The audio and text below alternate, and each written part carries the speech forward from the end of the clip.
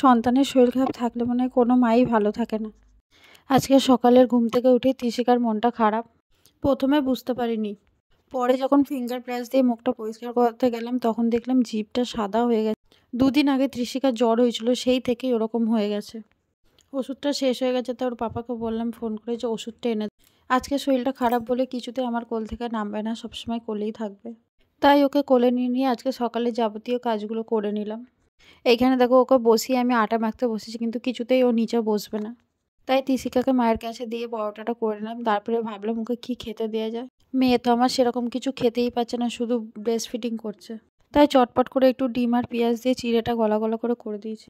রান্নাঘর থেকে ঘরে এসে দেখি ওর ঘুম পেয়ে গেছে, তারপরে ওকে ঘুম পাড়িয়ে দিলাম। না খেয়ে মেয়েটা ঘুমিয়ে গেছে। ও ঘুমাচ্ছে, সেই ফাঁকে আমি এদিকে টুকটাক কাজগুলো সব সেরে নিয়েছি। তারপরে ও যখন উঠলো তখন ওকে খাওয়াতে গেলাম। ও তো খেলো না, কিন্তু না খেলে তো শরীরটা আরও দুর্বল হয়ে যাবে, সেই ভেবে আমি একটু খাবারটার মধ্যে জল মিশিয়ে দিয়েছি। চিড়েটা পাতলা হয়ে যাওয়ার পর মেয়েটা খেলো একটু হলেও। ঋষিকা যখন খেলা করছিল তখন ওর লাঞ্চটা আমি রেডি করে নিয়েছি। স্নান করানোর সময় হয়ে গেছে, তাই স্নান করিয়ে নিয়ে এলাম। ঋষিকাকে স্নান করানোর পর দেখলাম ওর শরীরটা একটু ফ্রেশ হয়ে গেছে, তাই ও খেলছিল, আমিও ওর সাথে একটু খেলছিলাম। ও খেলার ফাঁকে ফাঁকে একটু টিভিও দেখছিল, আমি সেই সুযোগে জামা প্যান্টটা পরিয়ে নিয়েছি। ওর কাছে একটা বিরক্তকর জিনিস হচ্ছে ওর চুলে হাত দেওয়া। কেউ ওর চুলে হাত দিলে ও বিরক্ত হয়ে যায়। ও টিভি দেখছিল বলে ওকে মায়ের কাছে দিয়ে আমি স্নানটা সেরে নিয়েছি। তারপরে এসে ওকে লাঞ্চটা করিয়ে দিলাম।